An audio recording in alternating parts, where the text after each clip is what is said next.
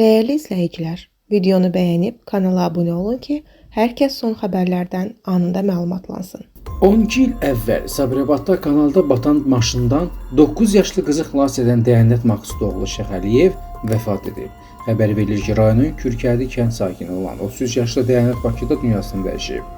Onun ölüm səbəbi açıqlanmasa da, məşğul olduğu idmanla bağlı yüklənmə səbəbindən ürək çatışmazlığından həyatını itirdiyi ehtimal edilir.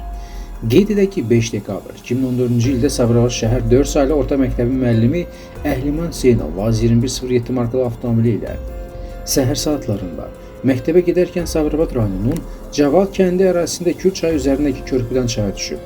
Həmin vaxt avtomobildə olan qohumu 3-cü sinif şagirdi Güldəstə Fuad qızı Hüseynova xilas edilsə də sürücünü xilas etmək mümkün olmamışdır.